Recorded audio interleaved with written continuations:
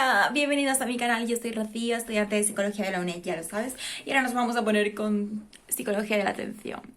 Le estoy cogiendo asco y no quiero que esos pensamientos provoquen que le tenga asco, entonces quiero estudiarla menos, entonces ya pensé que la había suspendido, entonces ya mi cabeza chun chun chun. Y bueno, voy a leerla, ¿ok? Yo con la parte de abajo del pijama, total, me da igual. Venga, tema 4, atención, ¿vale? Voy a leerla, lo siento, no voy a explicar porque lo que me hace falta de esta asignatura es leer. Y bueno, si a ti te sirve, pues me alegro. Vámonos. En la introducción dice que hoy en día el debate gira en torno a la existencia de distintos tipos de atención, vinculados con diferentes modalidades sensoriales. La pregunta actual es, ¿cómo se integra la información procedente de las diversas modalidades sensoriales? Es decir, visión, audición y tacto, y si existe un controlador de atención central de naturaleza supramodal. La audición difiere a la visión. ¿Por qué? Pues la resolución espacial auditiva es muy diferente a la visual, porque, bueno, hay unas posiciones diferentes de la retina que combinan antes de que se inicie su procesamiento sensorial. Es posible diseñar experimentos de búsqueda visual utilizando multitud de estímulos diferentes, pero es imposible procesar más allá de unos pocos estímulos auditivos a la vez. Pero en la auditiva hay diferentes estímulos en ambos oídos. En cuanto a la modalidad sensorial, las investigaciones en atención se realizaron, bueno, esta es la introducción un poco, ¿no? Fundamentalmente en audición en la década de los 50-60 en el siglo XX. Hablamos de atención selectiva auditiva. Esto es entender un mensaje auditivo, ¿no? O detectar un target auditivo, depende de algo, ¿no? Análisis o segregación del continuum auditivo. Streaming segregation.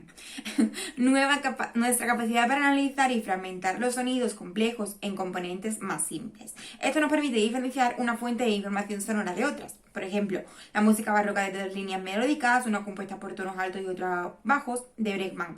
O, por ejemplo, si estamos viendo las noticias del coronavirus y tenemos todos los niños no sé qué, pues estamos muy atentos a las noticias, ¿vale? Nos importa un peo lo que esté sonando, aunque esté sonando a tope, ¿sabes? Aunque, yo por ejemplo, acaba de sonar una campana a tope y está yo estoy atenta a esto y punto, por mucho que haya otras cosas, ¿sabes? Bueno, empezamos, seguimos.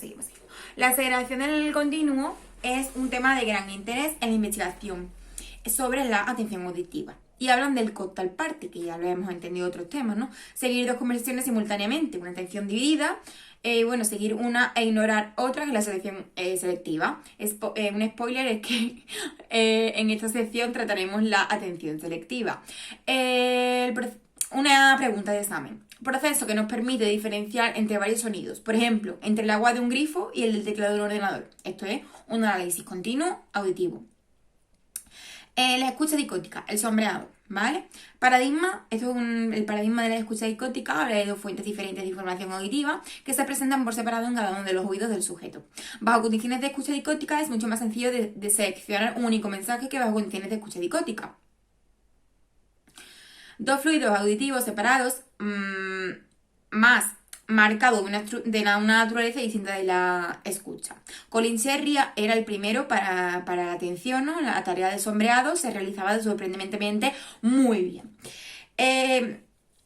Eran incapaces de informar del contenido del oído no sombreado. No detectan cambio de idioma o mensaje en sentido inverso. Si el hablante del otro lado era cambiable de género, sí que se oía. Determinadas propiedades físicas eran detectadas. Naville Moray.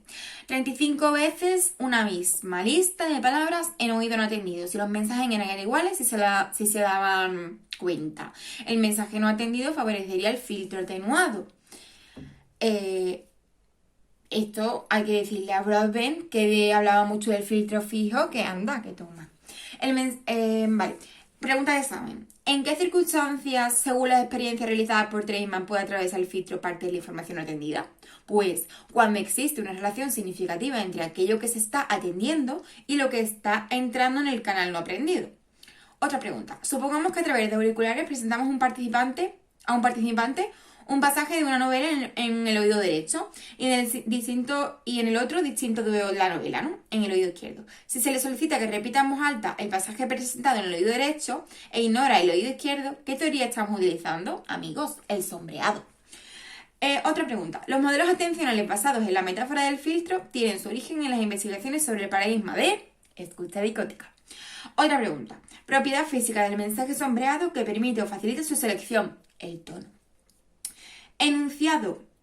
O sea, tenemos que decir cuál es el verdadero, ¿vale? Respecto al sombreado. Así que el sombreado, pues, dice que su objetivo es analizar cómo el mensaje relevante afecta al relevante. Otra pregunta. En un paradigma de escucha dicótica, la técnica de sombreado se puede considerar como un ejemplo de atención selectiva. Otra pregunta.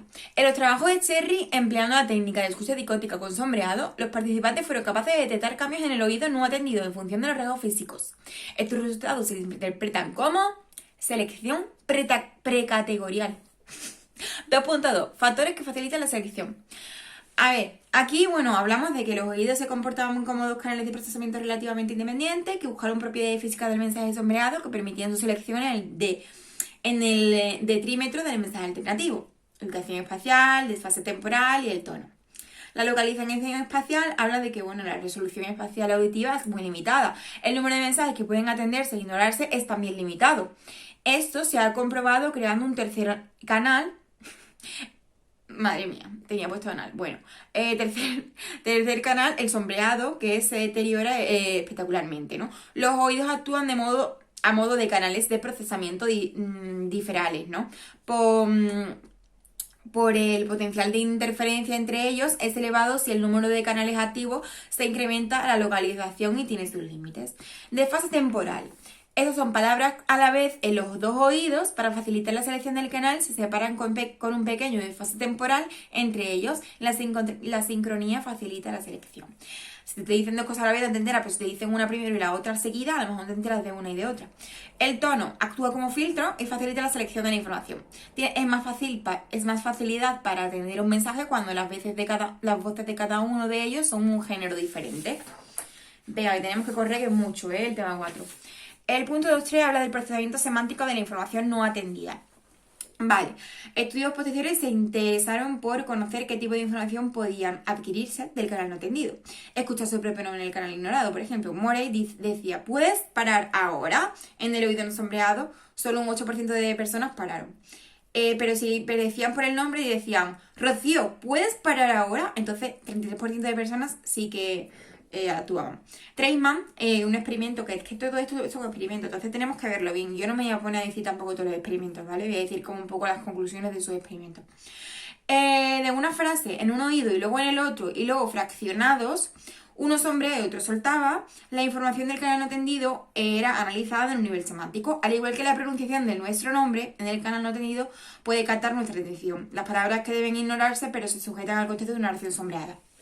Carter y Wood le decían a las personas nombres de ciudades y les daban una descarga eléctrica. Luego, una escucha dicótica, ¿no? Un lado palabras y el otro lado ciudades. Le entraban estrés cuando decían la palabra, como si le pegara la descarga eléctrica. Aunque escucha ciudades, no eres consciente de qué se dice. Que un 32% de las personas conocen su propio nombre en una escucha dicótica. Escuchar música mientras estudias, pues el 32% te puedes enterar de que estudias. O sea, de lo que estudias. Pregunta. En el experimento de Corten y Wood, se investigó hasta qué punto se realizaba un procesamiento semántico del canal interrelante, los participantes mostraron cambios en la conductación eléctrica de la piel cuando apareciera el nombre de ciudades condicionadas. Pregunta. Los resultados encontrados por Morey no se ajustan al modelo de filtro rígido de Broadbent, ya que el mensaje no atendido de los participantes podían reconocer palabras si estas eran especialmente relevantes para ellos, por ejemplo, el propio nombre. Vale, punto 3. Atención dividida auditiva. Hay paradigmas que se han utilizado para estudiar nuestra capacidad de dividir la atención entre diferentes fuentes de información acústica. Ahora la escucha dicótica es la técnica de amplitud de memoria dividida, split-splan. Las personas pueden dirigir su atención hacia una única fuente de estimulación en detrimento de otra. Si dicha fuente está bien definida por propiedad básica, localización espacial, desfase temporal, tono, vale. Hay modificaciones incorporadas en el paradigma de escucha dicótica que permiten analizar la habilidad de las personas para dividir su atención entre diferentes fuentes canales. Una de las modificaciones fue la técnica de amplitud de memoria dividida, split-splan. Hay dos listas de ítems, una en un oído y otra en otro, los dos a la vez, y luego recordar que se escucha. Broadbent dijo que este era el filtro selectivo, ¿no? La selección de la información se produce en fases tempranas del procesamiento, recurriendo a propiedades físicas de la información. Uno de los oídos era atendido, el otro mensaje pasaba a un almacén atenuado, etc.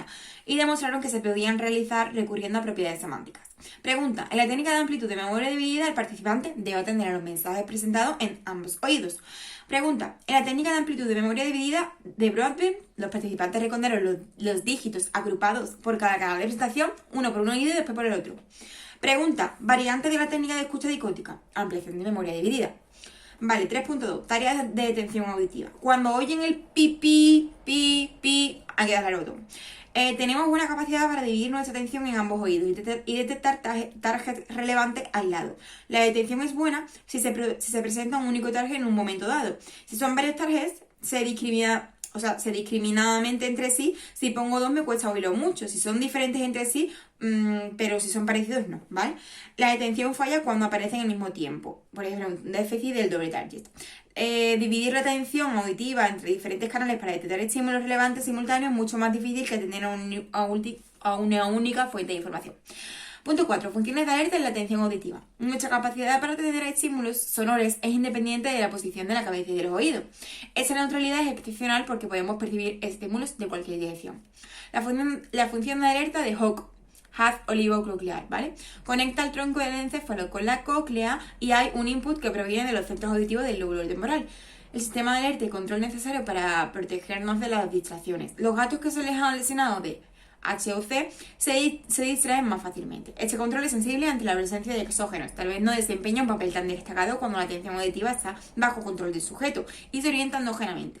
El control de atención visual está ejercido por los oídos. Me quiero aligerar porque quiero hacerlo antes de 20 minutos y como que me queda mucho. Vale, el control de atención visual es ejercido por los sonidos. La crossmodalidad, ¿qué es esto? Pues son sonidos que alertan de peligro, orientan nuestra atención auditiva hacia su lugar de procedencia. También orientan la atención visual. Si alguien te llama, mira para atrás, ¿vale?